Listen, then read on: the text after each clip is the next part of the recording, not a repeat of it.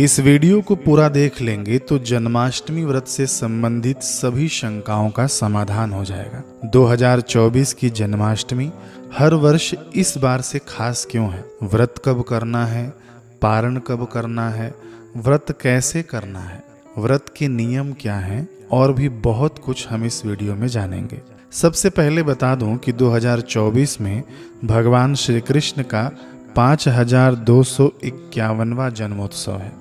अष्टमी शुरू होगी 26 अगस्त को सुबह 3:41 से। तो सबसे अच्छी बात है इस बार की कि 2 जन्माष्टमी नहीं पड़ रही है, एक ही है 26 अगस्त को। कई वर्ष तो 2 दिन पड़ जाती है तो लोग दुविधा में होते हैं कि कौन सी करें। रोहिणी नक्षत्र भी 26 तारीख को ही है, दोपहर के 3:55 से शुरू होगी। तो बिल्कुल निश्चिंत होकर आप 26 अगस्त को व्रत कीजिए। अब इस वर्ष जन्माष्टमी बहुत ही खास हो जाती है क्योंकि यह सोमवार को पड़ रही है।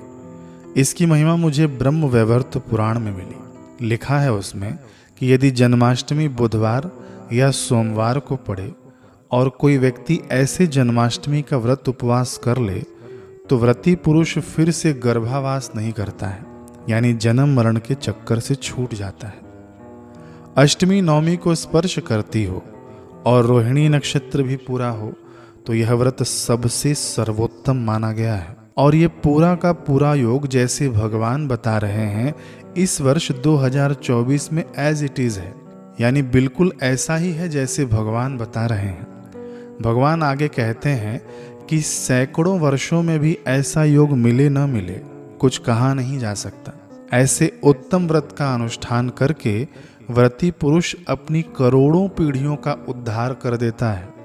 भगवान आगे बता रहे हैं कि किसी के पास यदि उत्सव मनाने के लिए, पूजन करने के लिए पैसे नहीं हो तो कोई बात नहीं, वह व्यक्ति केवल इस दुर्लभ योग में उपवास मात्र भी कर ले तो भगवान माधव उस पर उतने ही प्रसन्न होते हैं। कितनी अद्भुत महिमा है कि केवल आप उपवास कर लेंगे तो भी भगवान की प्रसन्नता आपको मिल जाएगी। यह बात पद्म पुराण में भी आती है। ये श्लोक देखिए, इस श्लोक में भी यही वर्णन है। इसमें कहा गया है कि सोमवार या बुधवार की जन्माष्टमी का व्रत पितरों को प्रेत योनि से मुक्ति देता है और करोड़ों कुलों को तार देता है। तो ये जो भी मैंने बताया है बिल्कुल शास्त्रीय बात है, आप ब्रह्म वैवर्त पुराण में देख सकते हैं। मैं कपोल कल्पित बातें बताने में नहीं मानता, मेरे गुरुजी ने सिखाया है। अब आगे सुनिए। व्रत आपको करना है 26 अगस्त को।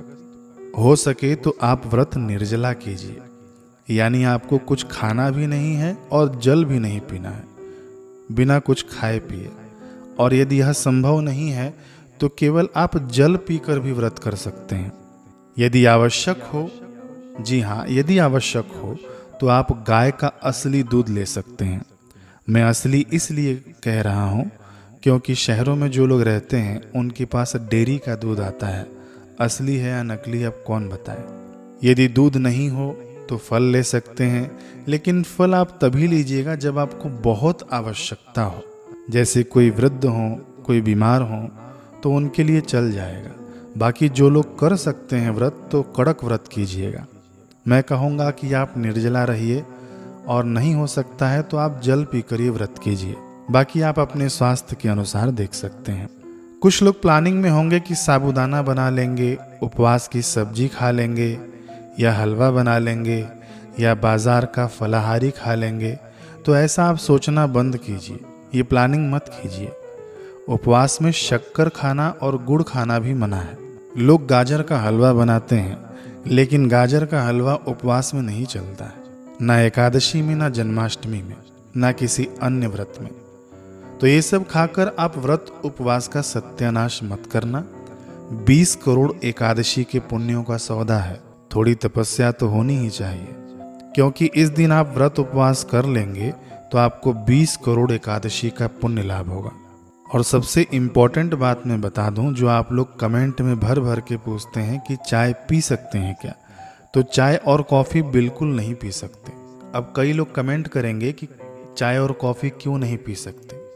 तो देखिए, बहुत सी ऐसी चीज़ें हैं जिसको नहीं खा सकते, उसका कारण तो आप नहीं ढूंढते। केवल चाय और कॉफ़ी में ही कारण ढूंढ रहे हैं तो चाय और कॉफ़ी नहीं पीना चाहिए। अब आगे बढ़ते हैं सबसे विवादित बात पर कि व्रत कब खोलें, पारण कब करें। तो इसमें 3 मान्यताएं हैं, मैं आपको तीनों बताऊंगा। सबसे पहली मान्यता के अनुसार आजकल जो लोग करते हैं 12 बजे के बाद भगवान का जन्म हुआ, उत्सव मनाया, पूजन हुआ और उसके बाद व्रत खोल देते हैं। यदि ऐसे ही आपको पारण करना है तो आप इस बार रात्रि के 12:47 के बाद ही पारण करना। 12 बजा और तुरंत पारण कर लिया, ऐसे नहीं। 12:47 तक निशीत काल है, उसके बाद ही आप पारण करना। दूसरी मान्यता के अनुसार लोग अगले दिन यानी सूर्योदय के बाद व्रत खोलते हैं। और तीसरी और सबसे कठिन मान्यता के अनुसार जो पुराणों में लिखी है वह मैं आपको बताता हूँ। ब्रह्मवैवर्त पुराण में भगवान विष्णु जी व्रत खोलने की विधि बता रहे हैं। भगवान कह रहे हैं कि विद्वान पुरुष अष्टमी और रोहिणी नक्षत्र में पारण न करे। अब ध्यान से सुनिएगा, अष्टमी खत्म होगी रात को 2:21 पर और रोहिणी नक्षत्र अगले दिन यानी 27 तारीख को दोपहर के 3:40 पर खत्म होगा। तो भगवान के कहे अनुसार व्रती को अष्टमी जब तक हो और रोहिणी नक्षत्र जब तक हो तब तक व्रत नहीं खोलना चाहिए। और भगवान के कहे अनुसार यदि अष्टमी में कोई व्रत खोलता है तो उसके 8 गुने व्रत का फल नाश हो जाता है। और यदि कोई रोहिणी नक्षत्र के रहते ही व्रत खोल देता है तो 4 गुने व्रत का फल का नाश हो जाता है। देखिए ये श्लोक है, ये मैंने आप लोगों को डराने के लिए नहीं बताया है, बस हमारे शास्त्रों में क्या लिखा है वो आपको जानकारी होनी चाहिए। व्रत खोलने पर और भी अन्य शास्त्रों ने कहा है कि रोहिणी व्रत को त्याग कर रात्रि में पारण न करें।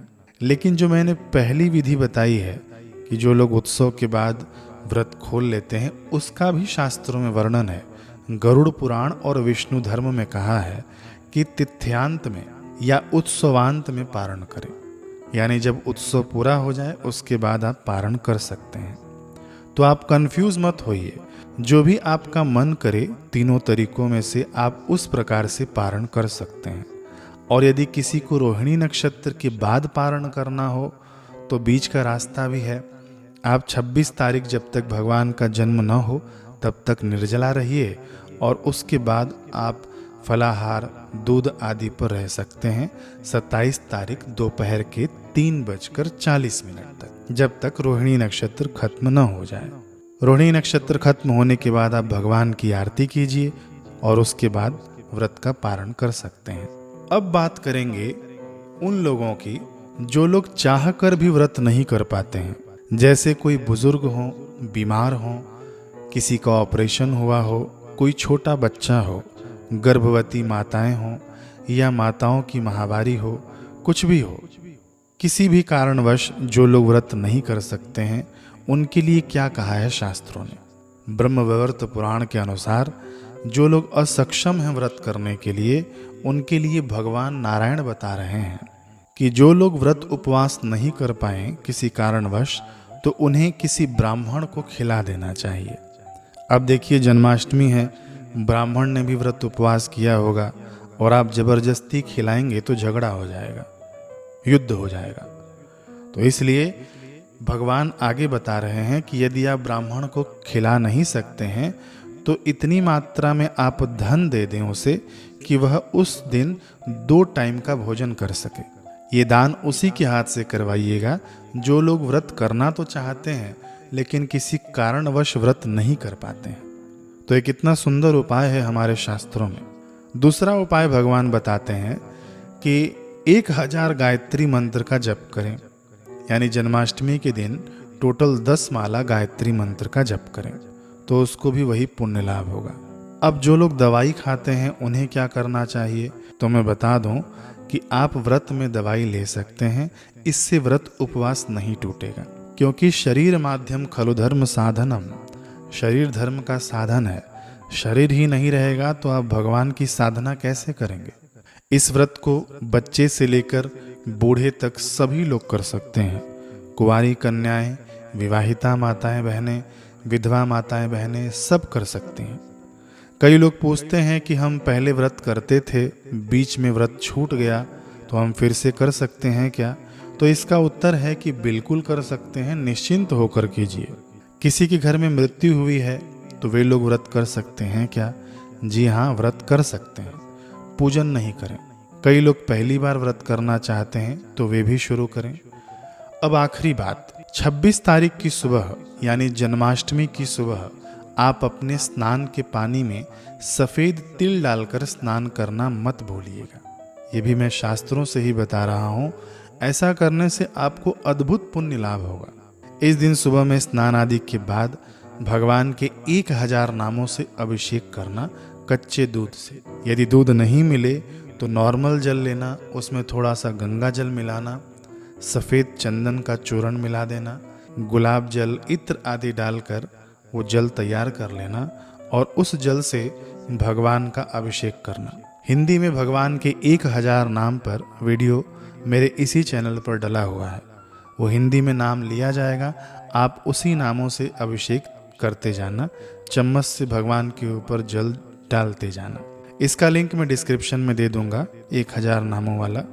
लेकिन कई लोगों की दुविधा ये भी होगी कि भगवान की मूर्ति नहीं होगी तो वे लोग अभिषेक कैसे करें?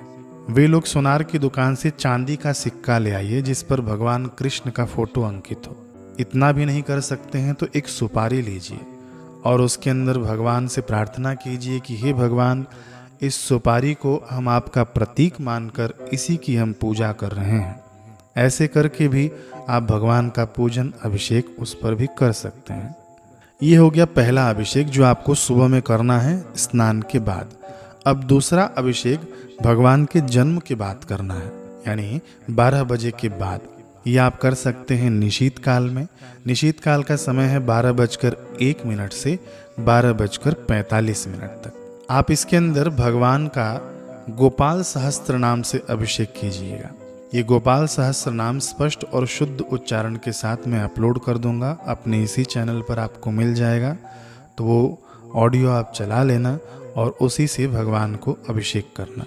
यदि निशीत काल में आप बिजी होंगे, मान लीजिए आप कोई अनुष्ठान करना चाहते हो निशीत काल में, आपको समय नहीं मिले भगवान का अभिषेक करने के लिए, तो निशीत काल के बाद भी आप अभिषेक कर सकते हैं, क्योंकि ये पूरी रात जागरण की है। आप इसमें जगेंगे तो आपको अवश्य लाभ होगा। ये 4 महारात्रियों में से एक रात्रि है। ये मंत्र सिद्धि की रात्रि है। पूरी रात जागरण करके आपकी उपासना की रात्रि है। वीडियो बहुत बड़ी हो गई, लेकिन आशा करता हूँ कि इस वीडियो से आपको सारी चीज़ों की जानकारी मिल गई होगी। अगर कुछ जानकारी रह गई है तो आप कमेंट में पूछिए, उस पर भी मैं वीडियो बना दूंगा। इसको शेयर कीजिएगा और जन्माष्टमी से संबंधित और भी वीडियो आएगी। तब तक के लिए हरे कृष्ण।